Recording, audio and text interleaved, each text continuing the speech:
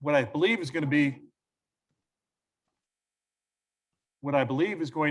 the penultimate candidate forum for Charlottesville's Democratic nomination.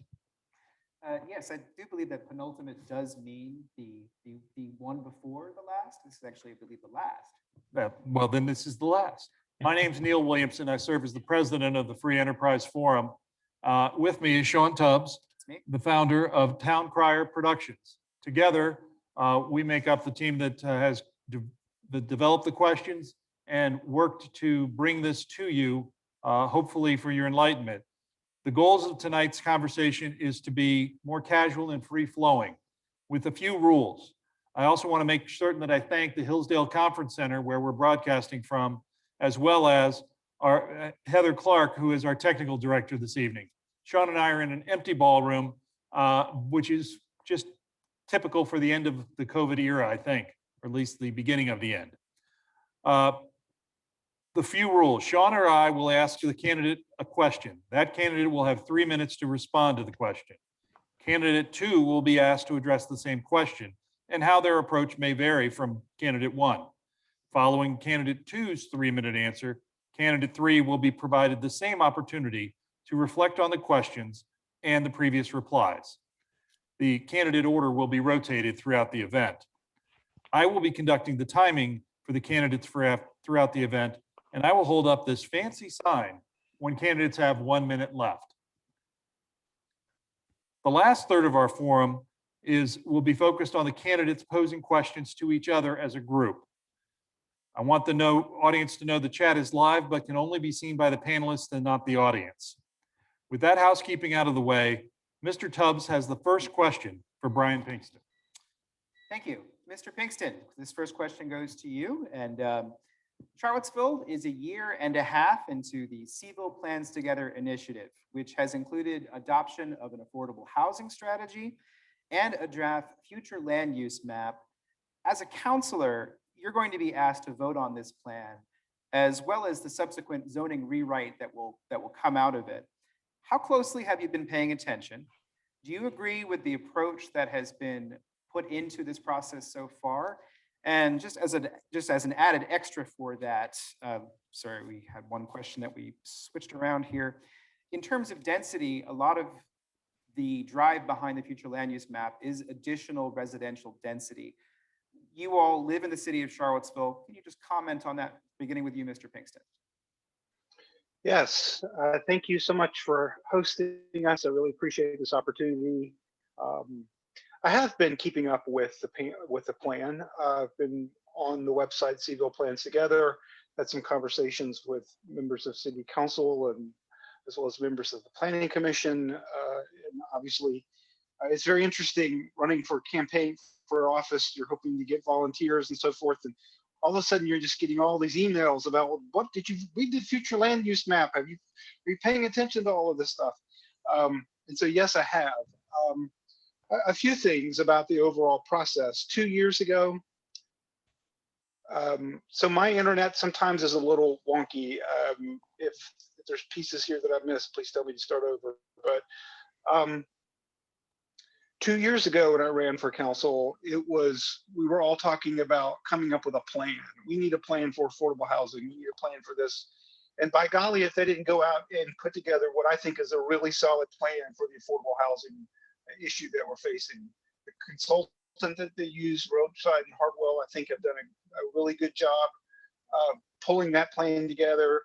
I've spent a lot of time reading it. I think it's well done. One of the things that they mentioned in there specifically is the issue of density. And the idea about increasing density, of course, is to increase the amount of housing stock that's available. So that the idea is that you increase the supply and lower the cost. So the issue with all of these things is that they may sound good in theory, and I think that they do, and I do think we need a greater density, but the rub is how you pull it off, right? And so the trick has been, we now have the future land use map that's come out, and there's lots of people that are obviously very concerned about it when actually seeing the reality of how it might shape their lives.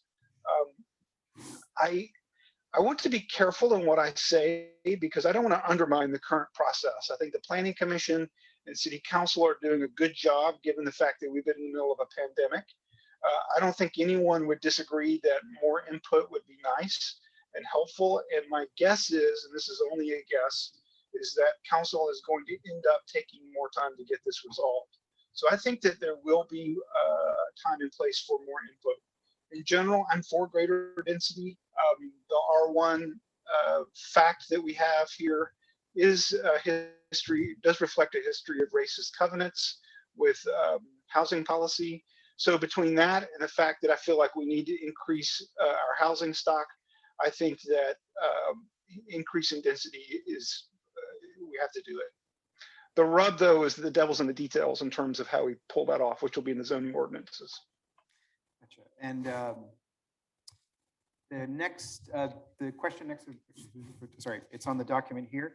Mr. Brown, Carl Brown, sorry, this is my brain is wonky, so there's that.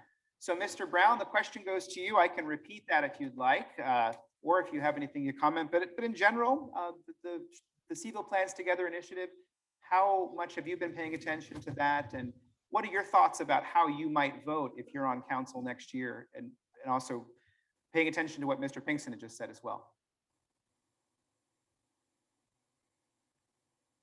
And you're muted. Oh. Mr. Brown, I think you're muted, if you could. Oh, okay. I've been up to date with it like everybody else, and it's a document. It has great aspirations at best. Is what we seek to be.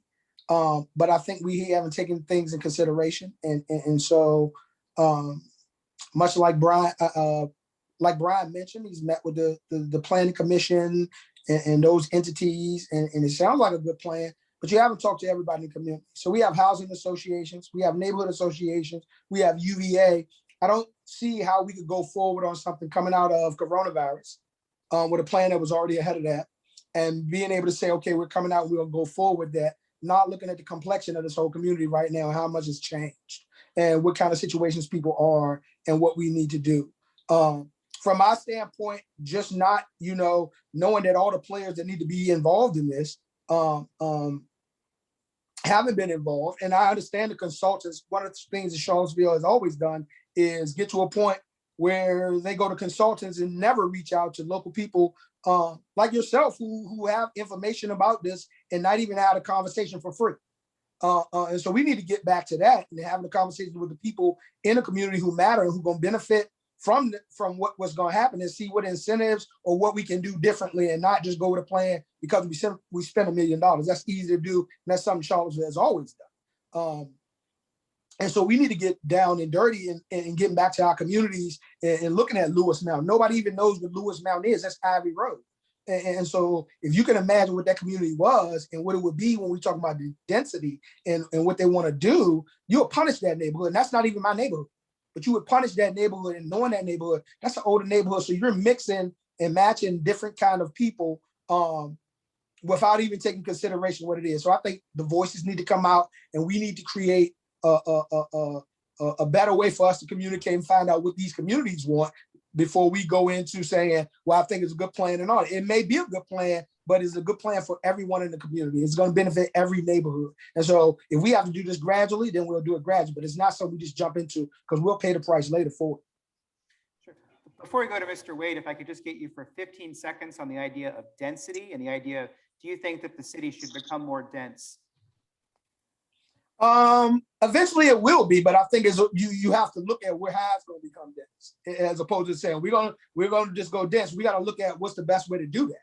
I mean, we can't just say we're going to put this map and that's what it's going to look like. I think involving the real estate associations, UVA, gives us a better idea of how we can do that and how we can coordinate better and what goes where, as opposed to saying, well, your plan was good, but no, we need all the players that's going to be involved. Charlottesville can not exist by itself. It needs its partners around it. And so we need to be utilizing them, and they're already willing to participate. So thank you. Mr. Wade, thank you for indulging that extra quick question there, but the same question, the Seville Plans Together initiative. What do you think of it? How much have you been paying attention? And of course, that notion of density again, is that something that you think we need? Yes, I've very much been paying attention to it. As a matter of fact, I had a meeting this morning with the highly concerned resident on this very topic. He saw that I was running for city council, and this plan concerned him. And I think that they're thinking ahead, seeing, probably contact the other candidates as well. It's like, because they know this is something that we're going to be voting on. As someone who has a master's in urban environmental planning, these plans really excite me. I like the different shades of land use and maps and things like that. But I know that that can be very intimidating to citizens who may not have a background in it, whether you're in the fourth grade or you have a PhD. If you're not used to seeing it, could be very intimidating. And so that, and I understand that they're in the process now of doing what it is supposed to do, and that is to solicit public input. And my position on density is that I support density, but it has to be in the right place, and we have to make sure that it gets the desired outcome. And so, and that is what we're doing now. We're in the process of getting that public input, and that is really vital. And I think that the consultants, they have done a great job in reaching out to different parts of the community, getting that input. And it's my understanding that that we're going to get that input until mid-June, and then the city council and planning commission will review it. And then I think that the new city council will then have a voice in the voting on the teeth of that land use plan, the zoning ordinance, which is, and you guys talk about wonky, those zoning ordinances, they're really wonky because they don't have the pretty pictures and things in it. So it's just verbiage. But I'm prepared for that. I'm a planner. I've done this for 20, 25 years. I understand it, and I will be prepared to come in with hit the ground running. I just wanted to say that I have experience in this. I understand this, and I will be able to bring that experience to the table. We need to also increase the number of housing type, not only the numbers, but different kinds of housing. And we have to figure out a way to address this, because we can't do it alone. Thank you. Thank you very much. It's this is actually working kind of the way that we had hoped, in so much as we're building on each other's answers, and there are lots of solutions out there, and some of them you all agree on, and some of them you disagree on, and calling out those differences is helpful. I get the second question, and it was hit it on a little bit in the first question with regard to affordable housing, and the affordable housing plan that has been approved by City Council. I believe it was March of this year. In the past year, Council has spent $3 million toward 2 redevelopment projects in public housing and $5.5 million in a forgivable loan to Piedmont Housing Alliance for the first phase of Friendship Court. Other requests to subsidize housing are coming. The affordable housing plan adopted by Council calls for this level of spending each year for at least 10 years. As a counselor, how would you evaluate funding for the various projects associated with affordable housing? And is the funding level at the right level as set forth in the affordable housing plan? And that goes first to Carl Brown. I do agree. I mean, our housing units do need upgrades. And so the first phase that I do agree to, what I don't agree with is saying we're going to, I think everything should be in phases. I think some of the stuff that I've encountered, dealt with the housing, is programmed in housing and the resources you provide for them. And so just providing housing for those individuals is one aspect of it. But I think we can do a better job of doing some resources within those housing communities. All those housing communities have erection that they utilize, but they're going non-existent. And we can utilize, with technology being what it is, we can utilize those as resource support centers for those communities where they can get the information they need, they can get tutoring they need through partnering with UVA and make those more conducive. And I think we can cut our number down because we'll see a little more productivity. But to commit to saying we're going to commit to something for 10 years, I just don't agree with it. I think it's something that we can review and look at the progress of what we're doing and go from there. But I don't to commit to that, because what if we see progress and you don't need that 10 million? What are we're gonna reappropriate it for something else? I think we need to look at it as we go and not look at everything 10 years later and see what we can do right now.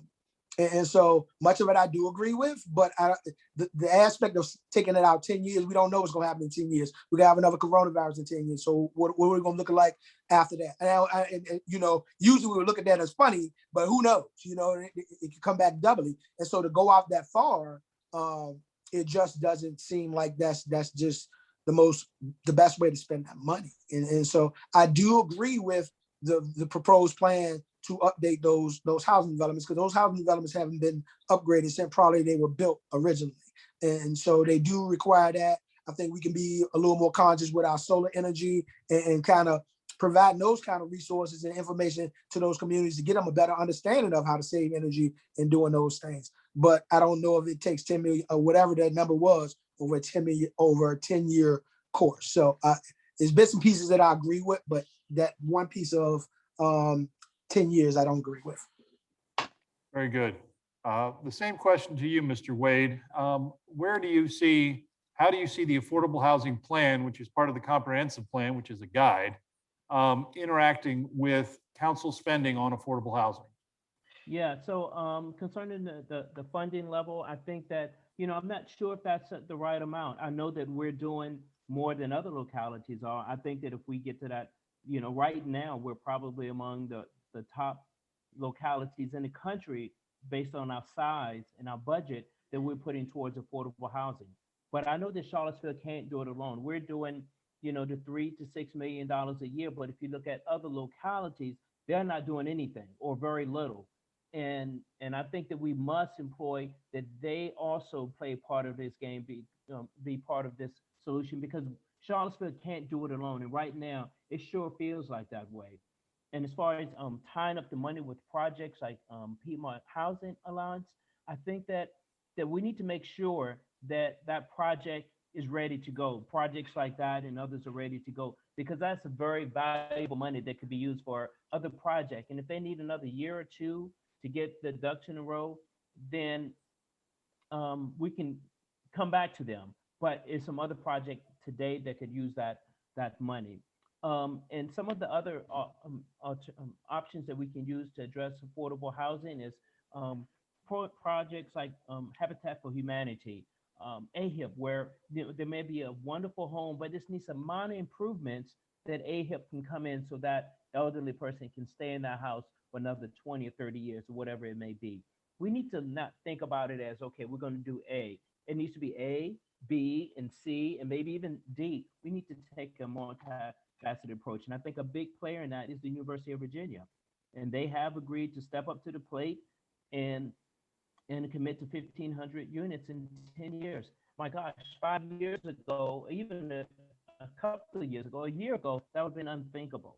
But we have this now new collaboration, new vision with the University of Virginia and the community. And I think that that's something we need to take advantage of and move forward. But we can't do it alone. We need to have more partners. And I think that Charlottesville is doing what they can based on the budget and community input. Very good. Mr. Pinkston, the affordable housing question comes to you. What are your thoughts about the current plan and how it should be implemented by future council? Yeah, the short answer is that I agree with the plan. I think that it's a solid plan. It's a good plan. If you read through it, the number that's getting all of the headlines are the $10 million over 10 years, so $100 million, which is a lot of money. On the other hand, a $10 million investment per year in something that's as important as housing for a city like Charlottesville, with a history of segregation, a history of deep inequity, I think that it's a reasonable thing it's a reasonable thing for us as a community to invest in. And when I talk to people in the city, folks believe that, and they are willing to fund it. If you look at the actual amounts, so they call for $2 million in subsidies, $7 million in projects like the ones you just mentioned, and $1 million in like a governance structure to sort of keep it all going. I think that that's not an unreasonable approach to take for something that's as thorny as this topic. And so one of the key things will be getting that housing director, getting people on staff at the city to really manage the program so that the funds are expended in an efficient and appropriate way. So I guess the short answer is, yeah, I am behind it. I don't actually think it's going to turn out to be $10 million a year. I think it may turn out to be a little less than that because some money we're already contributing in terms of subsidization. But I think it's important. And I think if you look at that plan, and this is the value where sometimes consultants can provide some value in that they're bringing information from cities all over the country who've tackled this very same issue and are bringing a very thoughtful approach to our situation here. If we choose to fund this, which is a big lift for sure, but if we choose to fund this, this is really going to put Charlottesville in top tier of progressive cities in the United States in terms of really putting our money where our mouth is on this most basic of things, which is housing. Very good. Mr. Tubbs? Gotcha. Thank you. Question number 3 is actually a series of 3 or 4 questions, which are all get to the same issue. We'll go to Mr. Pinkston first. No, Oh, sorry. you'll be going to Mr. Wade first. It will be going to Mr. Wade first. I apologize. Well-oiled machine here. And I need reading glasses. I need reading glasses. I would yield the floor. As to a my counselor, friend how will you Brian. provide me with reading glasses? Joking. But seriously, not a joking question. This is a question about equity. And the question really is, how would you as a counselor promote equity? And what is equity to you? And is there a practice in government or in society at the moment that you think most needs to be addressed in terms of addressing the equity issues that we have in our community? And that is to Mr. Wade. Yes, that's an excellent question. So, yeah, I think that we definitely have an equity issue in town and in the city of Charlottesville, and something that is me as a leader that I have taken strong and bold steps on. I'm currently chair of the United Way Board of Directors, and we're taking some very deliberate steps to address that equity issues with our various programs that we're having. And when I was chair of the school board, we had an equity issue that landed us on the front page of the New York Times. Instead of backing away from that, we stepped up to the plate and say, you know what, we do have a problem here in Charlottesville, and this is what we're going to do to address it. And if you go back now and check the city of Charlottesville, we are addressing those equity issues in school. As far as local government, we need to do real concrete programs like, some of the housing policies that we're looking at to have very measurable goals that we can approach to address equity. I mean, if you think about the foundation of the city, that the whole zoning for the city for R1 zoning was exclusionary zoning. That's the equity issue. And we have to address this. It has impact on our city moving forward with economic vitality, with people not being able to get work and be promoted. That equity is an issue, and it's something that I'm very aware of, that I have personally taken action on, that I have made bold actions on as a community leader, and I will be able to step in from day one and be able to move the city to make it a more equitable place. Thank you. Let me consult my notes here. This does go to Mr. Pinkston. Again, to rephrase the question slightly, how would you as a counselor promote equity? How would you define equity? And where are the areas in government, in addition to what Mr. Wade has already said, but just in terms of where would you think that things should go? Right, it is. I see a question here about what is equity. So, I mean, the idea is equity is distinct from equality, right? So equality is like people before the law right now, or people before the current system we have, economic system or whatever. But equity is taking into account the fact that there are all kinds of histories that each of us bring, and particularly for the African-American community in this city and in others across the country.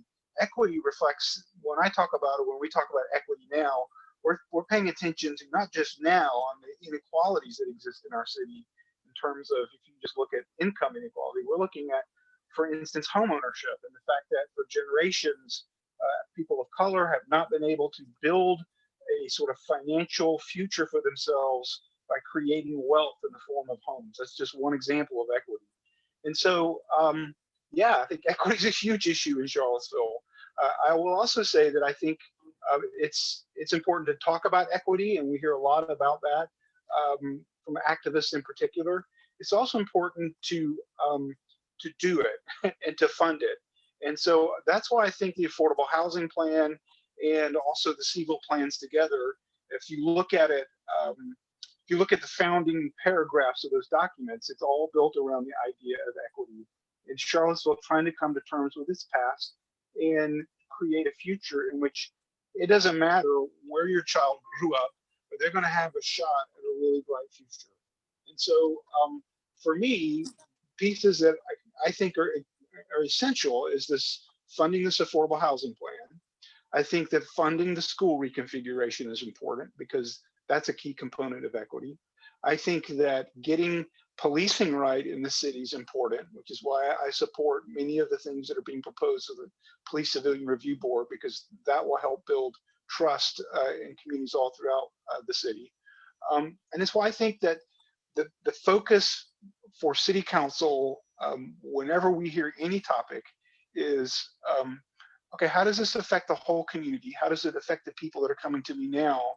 And I do think we have an obligation. I do think people that have wealth, I do think that people who have a home like I do, I think that we have some sort of societal obligation to care for those who don't and to keep that uppermost in our minds. Now, I'm not going to say, about tax, where does this come down to? It often comes down to taxes, right? We have all these great ideas about how to fund equity programs, so we've got to pay for them. And so, taxes is one part of this. I'm not going to say one way or the other in terms of what that might look like, because I don't have all the data yet. But I will say that nothing needs to be off the table in terms of how we fund things that make the city work for everyone. Thank you. And Mr. Brown, I can just rephrase the question real brief for you. What is equity as a counselor? How would you promote equity? And can you point to something that you would say is something that you think needs to be addressed on this front? The beautiful thing about this is you guys made it fun loving. So you said it's the last one. So I'm going to really let it hang out. Equity. And so I get the general conversation of what is equity. First of all, I've lived inequities in Charlottesville. And so I've never been arrested. I come from a good family, worked hard, we've done all those things.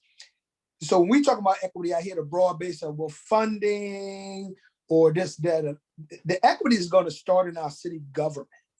Our hiring practices are of the worst I've ever seen. So a person like me who's been doing this work for 30 years in this community and meet every criteria, when I can't get a response back for applying for a job, that's inequity.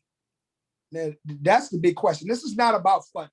There are a lot of people in Charlottesville who can get Charlottesville to other places, but getting to those people you need to get to is the hardest thing. And so once they find out you're coming, it's easy to cut you off. And so, yeah, it sounds good to say, yeah, well, we need to support this, that, other. Listen, it's not about equity. It's not about it.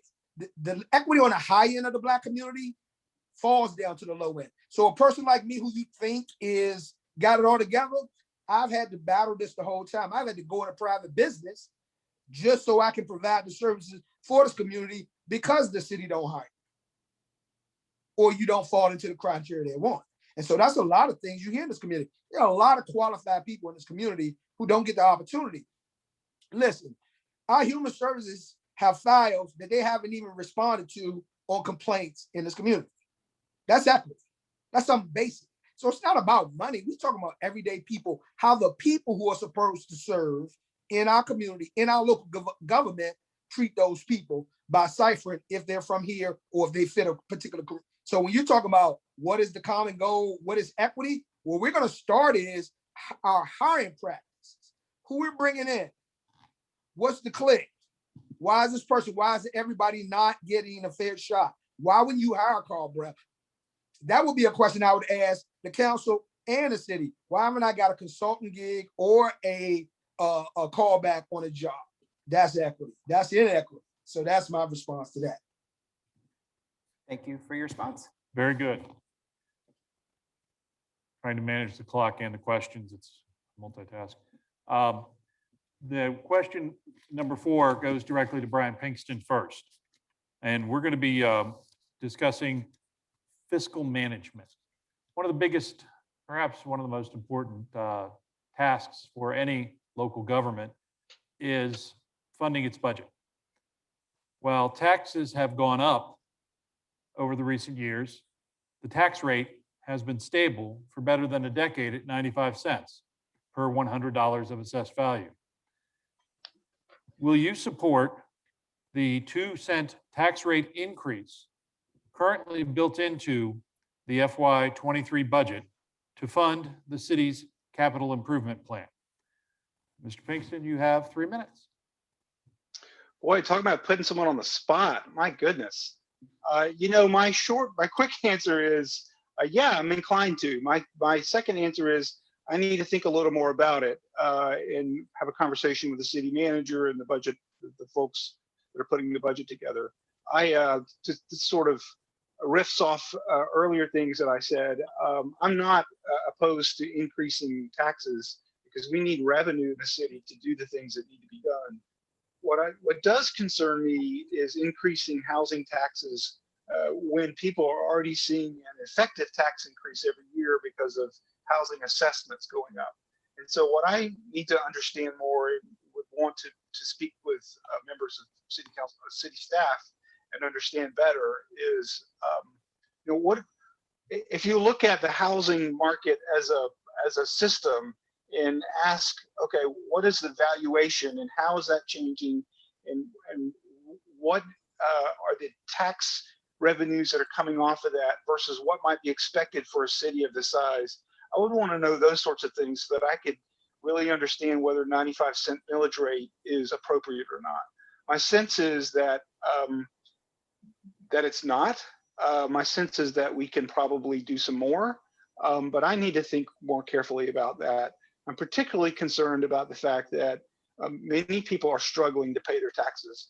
We're not able to have a sliding scale for tax rates so that the super wealthy pay more in millage rate. So because of that, we're fixing some ways. The other side of this has to do with managing our own expenses carefully, fiscal management within the city itself. I'm sure, and I know there's no doubt there are plenty of ways the city of Charlottesville can save money through efficiencies. There was an efficiency study done a number of years ago, and I would want to revisit that, make sure that we're doing that. The one thing I'll say about these things, though, is that I really do feel like we end up in Charlottesville, we spend a lot of money on stuff that we don't need to. And I'm not talking about consultants.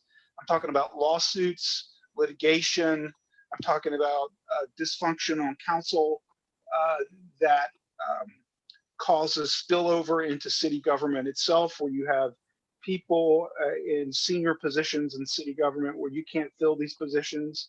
When you don't have steady, consistent leadership within an organization, there's all sorts of opportunity costs that come up.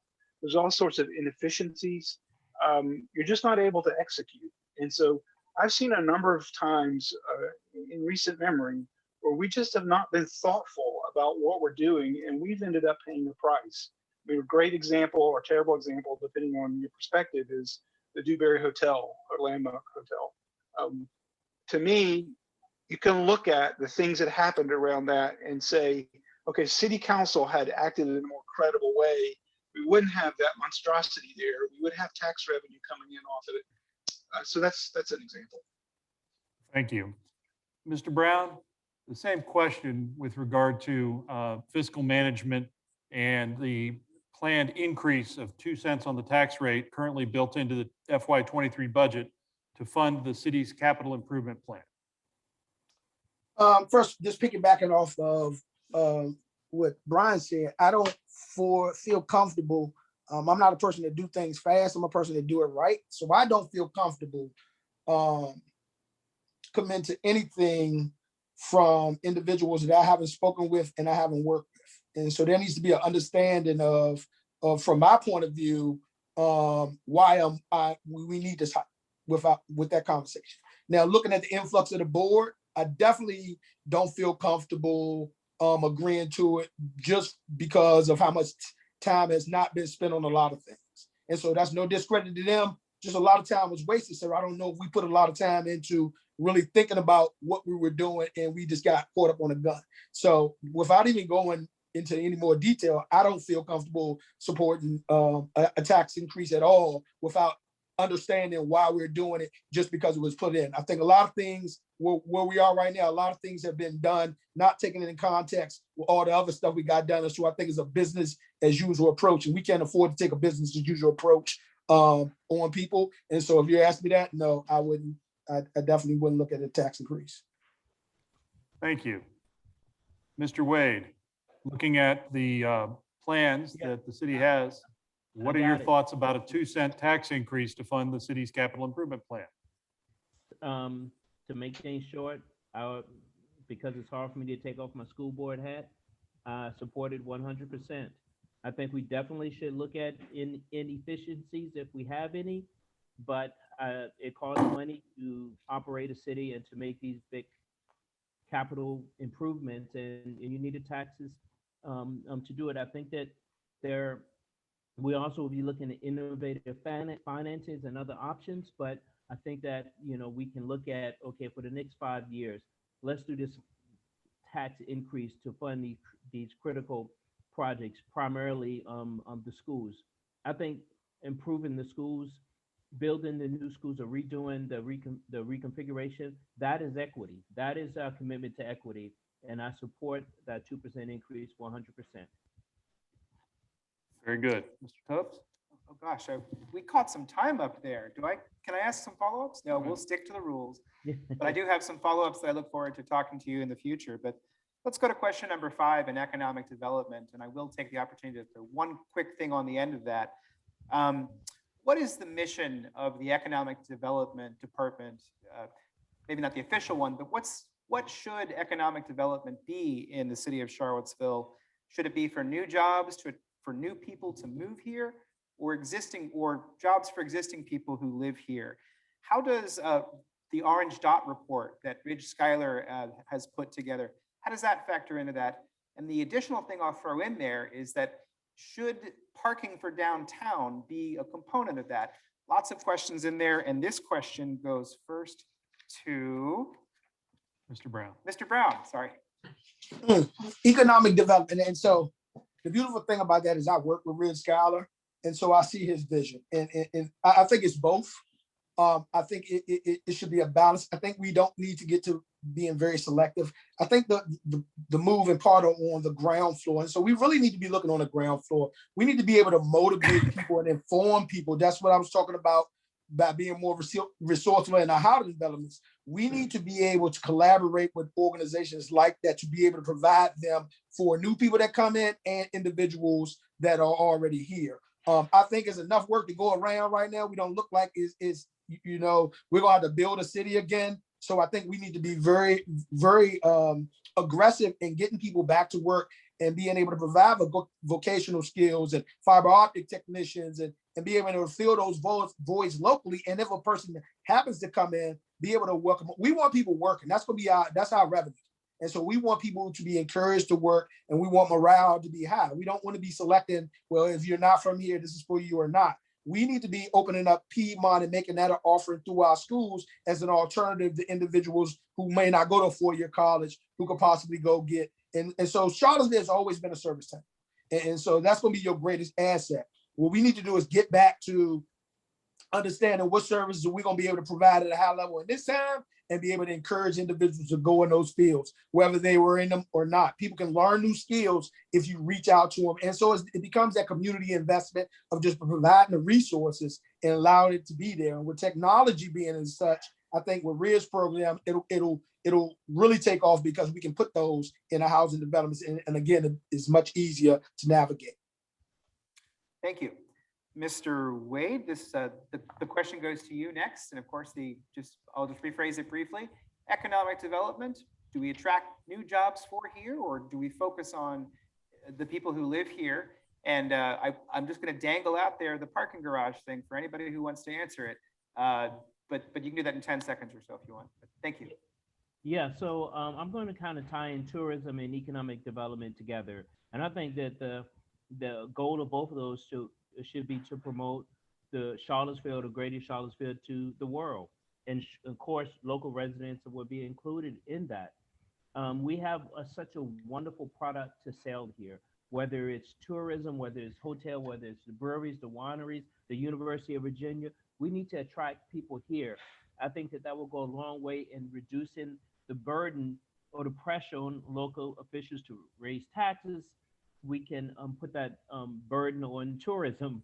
And if you just look at what Charlottesville is doing in comparison to other similar sized cities like Asheville, it's a whole lot more that we can do, a whole lot more support that we can give our businesses, which will allow us to have more funds to do the housing, to do the schools and things that we want. So I think that they're the Economic Development Office, and I think they're doing a great job of doing that, is to promote businesses, particularly new businesses of people and residents of color that and before those services have not done that. We have great organizations like the Collaborative Investment, the CIC that's out there, which I'm on the board of, and we're helping small business and business owners of colors to promote their business and start their businesses. And many of them now have a freestanding business providing taxes and jobs right here in the city. And so we need to continue to invest in the nonprofits like that and the Economic Development Office. And I think that as far as the parking garage and things like that, I think that we need to, after the pandemic, I think we need to relook at all of those type of projects. I think that once the dust settles, many businesses will be requiring their employees to come back to work. But they said maybe you can only come in 2 days a week. That reduces 40% that person's traffic footprint, and so it may not be the need for a parking garage of that size. So those things I think really have to be looked at again. I know that people will still be driving, and they need to park somewhere. We just need to rethink our priorities, and in light of what has happened over the last year. Thank you, Mr. Wade. Mr. Pinkston, same question to you. Economic development, is the mission to attract jobs for people who don't live here currently, or should it be for people who are here? Yes, you heard the question. Yeah, I largely agree with what Juan just said, except for the parking garage. I disagree with him about that. But most everything else that he said, I think he said it very well. I don't think we have to have this bifurcation about whether it's for people here or for people coming. The one thing I will say, and perhaps this is, I don't know, cocky, but I think people are going to come. I think the university and the ecosystem that's grown up around Charlottesville and around the university exerts such a magnetic pull that it is going to be almost impossible to keep people from coming in and investment from coming in. What we need to do as a city is really get out of the way of that and help. So for instance, there's this whole group that does biotech, the BioHub group. And I was talking with one of them, and they're like, what we need spaces where we can set up wet labs. And I'm like, well, I bet you could do this if you were talking to that person over there.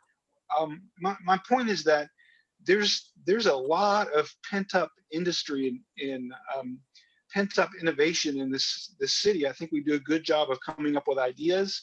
I think what we could get better at is actually building places or converting places where people actually do work. Speaking of Ridge, a local treasure, the Orange Dot report was one of the very first things I read 2 years ago. It really framed my thinking about equality and equity in the city. Obviously, folks know about the Network to Work program that he's got, where you match people who have money, which is to say employers, with people who need it, which is to say folks like my children, and help folks get the skills that they need to do meaningful work. There's a lot of good work going on with PVCC and KTEC right now to try to build a pipeline of folks. This notion that everyone has to have a 4-year degree as opposed to solid trade skills. I think we need to move to the latter. So yeah, I think I've answered the general questions about economic development. I think that Chris Engel is doing a good job there. I was sat in some of his pandemic meetings where he was talking with local businesses on how to help, and I was really impressed with that. Honestly, it's very proactive. Relative to the parking garage, 15 seconds on that. Initially, when I started running this time, I was like, nah, I'm not sure we need a parking deck. I spent some time with Mr. Engel. I've listened to the folks in the Downtown Business Association. The data that I'm seeing, and given the fact of the courts coming, given how old the Market Street garage is, I think that we do need to make that investment in a parking garage. I hate it. I wish we didn't. I hate concrete. I hate cars. But I think for us to keep that area working and bringing in the money we need for tourists and so forth, we're going to need that deck. Very good. Thank you. It's we've come to the part of the candidate forum that scares the heck out of me. This is where the moderators become attendees. What we'll do at this point is each of the candidates are going to put together a question that is going to last about a minute, though I haven't told them that yet, to the other two candidates. And then we'll pose that question to the other two candidates to answer, and we'll be working round robin. I've gotten to know each of you gentlemen well, and I know that you'll take this opportunity to enlighten folks about the differences and similarities between your campaigns. So by random draw, Juan Diego Wade has the first question, and Carl Brown will be the first one to answer. Mr. Wade. Thank you. Fine gentlemen, Carl and Brian. My question for you is, I'm going presidential on y'all. What do y'all plan to do within the first 100 days that you're in office? What type of action do you think you would take? Mr. Brown, 3 minutes. First of all, I'll bring more continuity and chemistry to the board, so the board will have the community will have a different perspective on what our board is now and what it was. That's number one.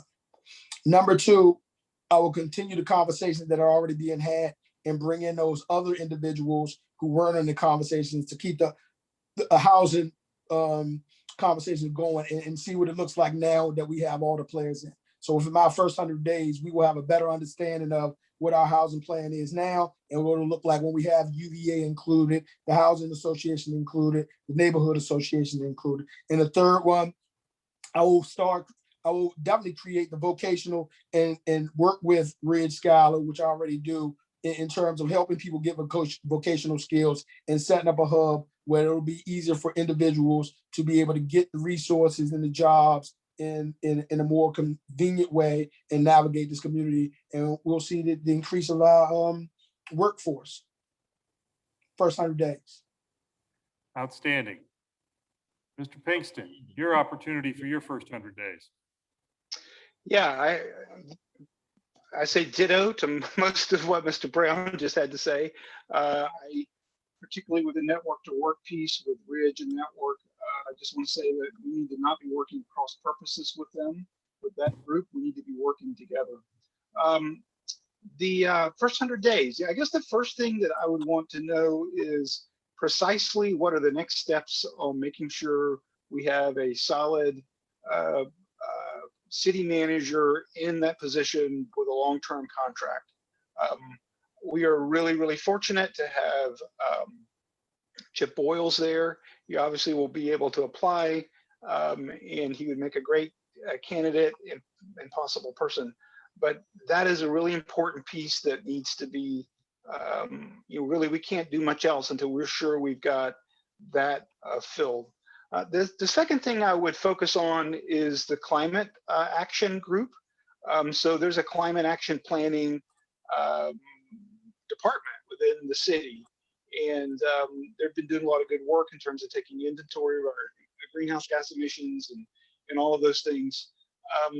And so I just want to, I was looking on their website the other day. It sounds like, like so many things, COVID is sort of derailed plans and so forth. But I'd like to know, okay, so where are we? What's next? Let's get on with it. You know, how can I help? Because that's important. I've got children who are young adults, and I want them to have a habitable planet. My grandkids as well. The third thing I would do is that dust off that the efficiency study that was done a number of years ago. I don't think we have to bring in another consultant to update that. I think that study is still pretty good. We could take that and have the city manager and say, you know, okay, tell me how we're progressing on these things. What things would you do differently? I just really would like to spend some time. It's important to me to like understand how the city operates and functions in ways in which I know there are plenty of thoughtful people within city government itself, and I want to listen to them working through the city manager, not around the city manager. But I want to know what do people, how do they feel like the city's working? How do they feel like it's not working? And what can I do as a city councilor to make their job better and the city work better? Thank you.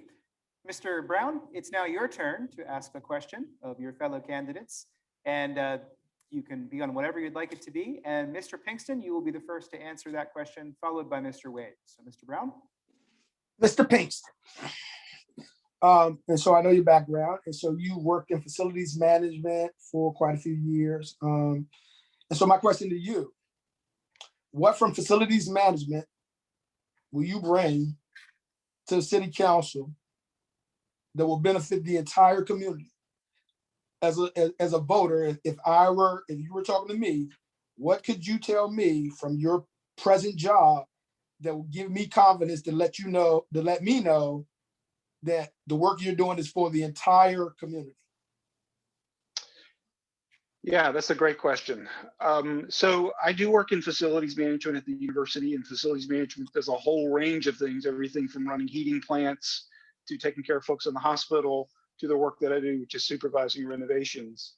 The work that I really see myself as doing is project management, and I've been doing that for 30 years. My first job was with Procter & Gamble. I've worked in a number of different places. So when I think of my occupation, I think of it as a project manager. I like to say project managers put people, resources, and ideas together to get things done. I've got a credential. I'm a project management professional, credentialed with that. And so it's a way of thinking about systems and processes and people and situations in understanding stakeholders, understanding schedules and budgets, and understanding risk, understanding how organizations work, so that you can really come into most any context and try to make progress. And so that's what I would tell people. I would say that not only with my professional background, but my education and also my personal temperament, I endeavor and hope to be a thoughtful person. Whatever I do, thoughtful about what issues are brought to me, to not just react. I want to be effective. Like both of y'all, I know we're tired of hearing people just talk about stuff. We want to get things done. And I also want to be compassionate, which I know is true of y'all as well. I want what I do and the way that I live and the way that I serve on council to be filled with compassion for everyone in the city. So I guess I would just say that the work that I've done for 30 years, which is all about putting people, resources, and ideas together to get things done, is translatable from industry to higher education to healthcare to city government. And Mr. Wade, you are not a facilities management person, so I think it's time for Mr. Brown to ask a question of you that is personalized to you, perhaps. Unless it's similar. It is similar. It's similar in this context. Mr. Wade, Yeah. You've been in the Charlottesville community for 30 years, and so you worked in city government and in the school board, so you kind of have a good feel for just past boards. Going into this new era, which I see as a new era, going into this new era, what from your past will you be able to bring to this new council that'll help that merge? Yeah. Thank you. I think For the that entire I can community. I'm Yeah. sorry, I said for Yeah, the entire community. I'm sorry. Yeah, I am going to address that with my current hat on, which I'm a career counselor, and I help a wide range of people with job readiness and finding jobs. Just today, I set up a schedule to do a job readiness course for some high school these are middle school students on June the 14th. So I'm going to start talking to them about, what type of things they should be doing to better themselves and prepare themselves. But I also will be, for the last month, I've been working with college and high school students, getting them some jobs and internships. I'm very adept at doing that because of my many connections and relationships in the community, and also helping college students find work that have just graduated. It's wonderful for me to be able to say to someone I've been on the board with, and say, I know this young person. Can and I see you have an opening to be a reference for that person, and as well as career changers. I do that on a daily basis, and I have connections and relationships with businesses, as well as job seekers. So that is an example of what I'm doing now, and I will be continue to do it in the future. And that is bringing people together. That is, ironically, the slogan of my campaign: bringing people together. And I think that that's what we need in this, not only the community, but the world right now. We need to bring people together because we're really divided on a lot of areas. And I believe that I'm someone that can bring people together. Very good. Thank you.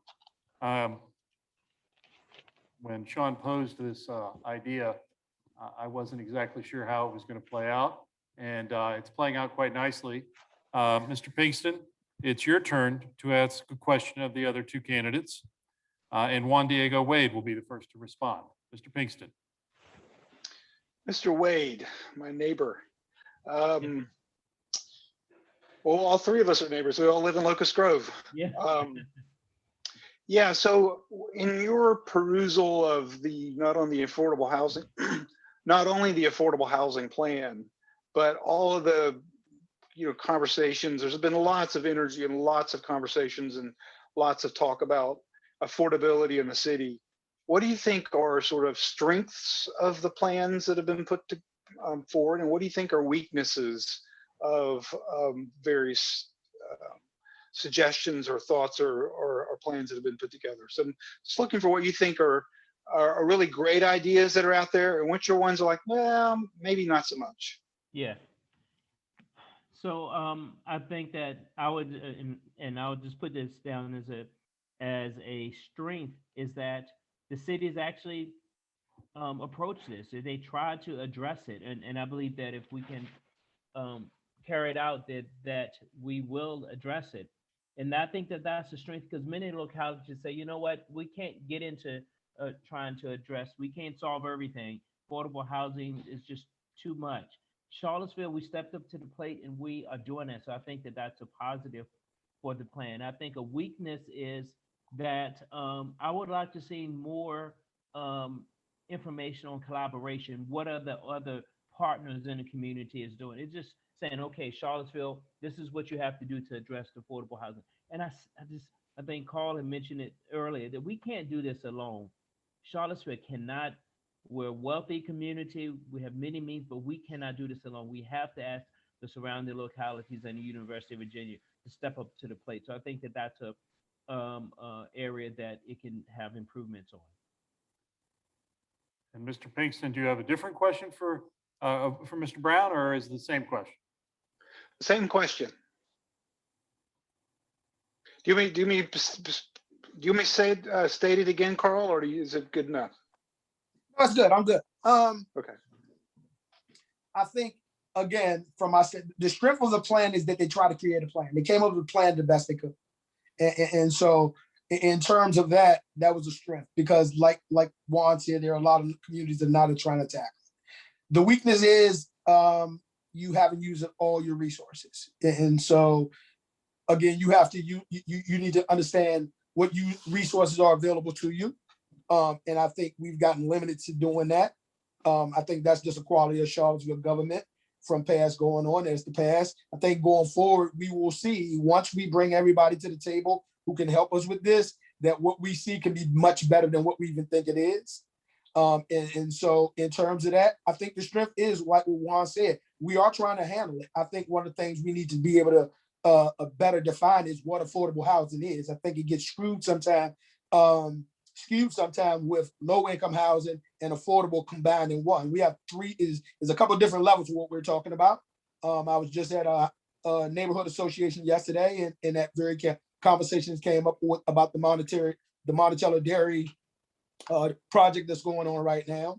And so you can allot for some of those homes, but overall, most of those people in that community will not be able to afford that. So when we're talking about affordable, I think we need to be more definitive. But in terms of what the weakness, and I won't say is a weakness, I'll just say is an oversight. Basically, I think we can redo and bring those players in. And I think I don't even think I already know. Anytime you can get UVA coming in and already saying they will contribute with money, which is something they've never done before, you're already ahead of the curve. And so that's going to lessen your blow a little bit. So I think we need to pause on that and see what other players can bring to the table. And then I think we'll have a better outcome once we've done that. Very good. So we have a little extra time than we had, and we also cannot see the questions on chat. This screen that we are seeing here is very far away, and I'm getting old and I can't see. However, we do have a couple of questions, and I think I'd like to just real quick, because I think it's I'm not going to promote my Twitter right now, but I'm saying this, and Neil and I are here in this very empty ballroom. This has been very unusual for us because we've done this together off and on, mostly every election cycle since 2005 in one way or another, formally or informally. This would have been a perfect place to have had an in-person meeting. You all have campaigned during a pandemic in this strange. How will this pandemic change both your life and how you might approach public service going forward?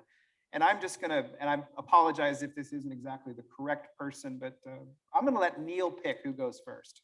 Well, it's because I knew Sean would do this. I have a plan.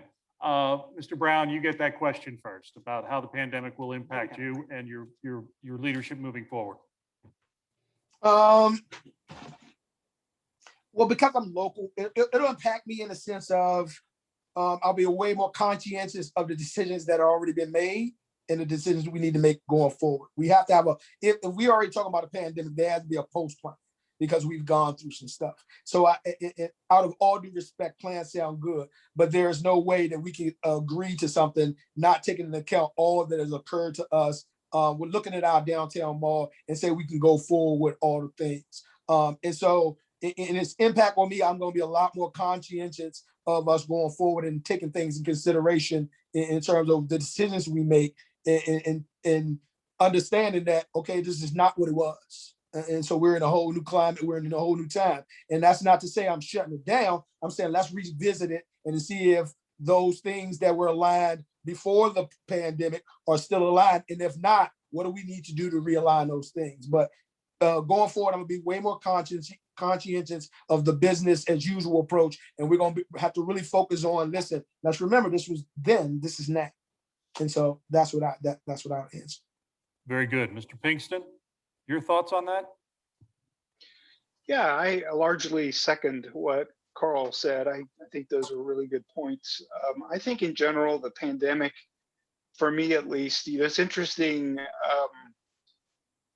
as I reflect on the life that my grandfather lived, for instance, and all the things that he saw in his life. And I remember listening to him about, the war and so forth, and always thinking, well, all those things are in the past now. We're not ever going to have to deal with anything that hard again.